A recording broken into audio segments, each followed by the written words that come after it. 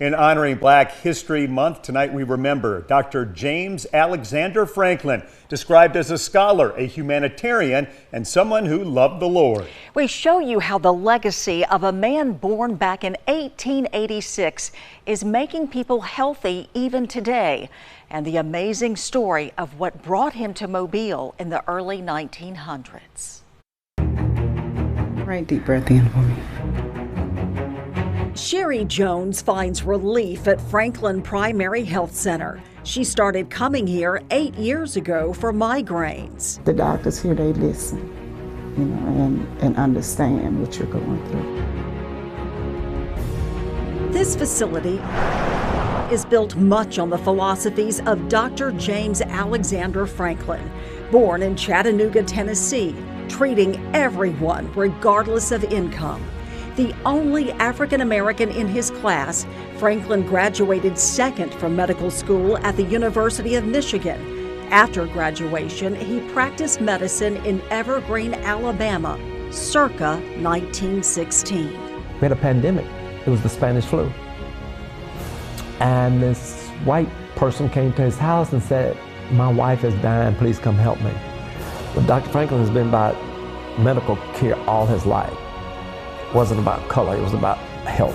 But trouble came months later when the wife revealed to a friend Dr. Franklin saved her life. She said, "Dr. Franklin?" She said, "Yeah, you know, the colored doctor," because blacks were colored back then.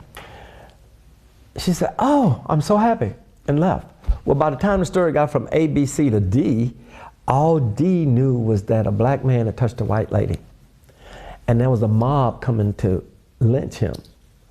And the husband tried to stop the mob, but he couldn't. As the story goes, the husband sold his only horse to give Dr. Franklin, his wife, and then 2 children the money to get on a train and go as far south as they could. They ended up here in Plateau, Africatown, where the doctor lived and made house calls with a blind mule and a wagon. Of course, we referred to Dr. Franklin as Big Daddy.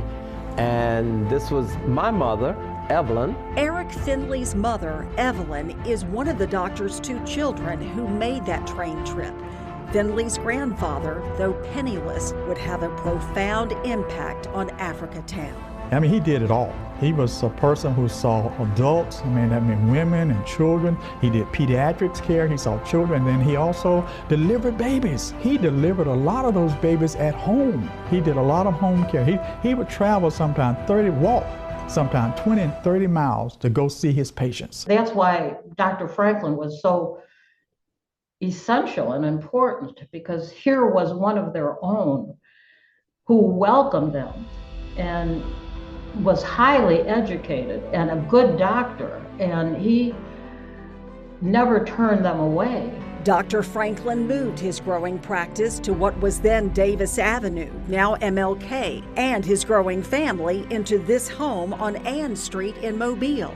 Inside the historic Franklin House and Gallery are photographs of his 10 children and black celebrities who stayed here when they were unwelcome at local hotels. Also on display, a 1954 article by Ebony magazine highlighting what it called the South's richest Negro doctor, telling how Franklin turned poverty to wealth with decades of hard work. He died in 1972, leaving a void in the community, one that motivated a nun and science teacher at Most Pure Heart of Mary to make a career change in her mid-30s. Mrs. Finley was the daughter of Dr. Franklin, and she told me that if I ever became a doctor, that they would be happy if I would use their clinic in the memory of their father.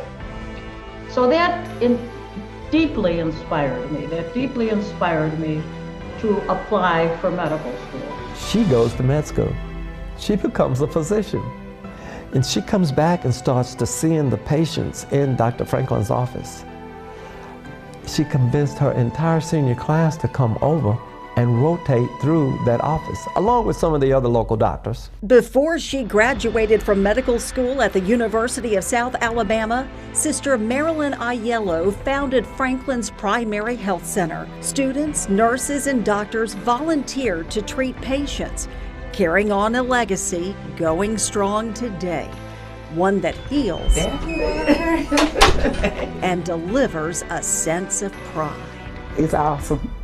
It's amazing to know that, you have doctors and especially of our race to do what they've done, for not just us, but for other people as well. So it's really great.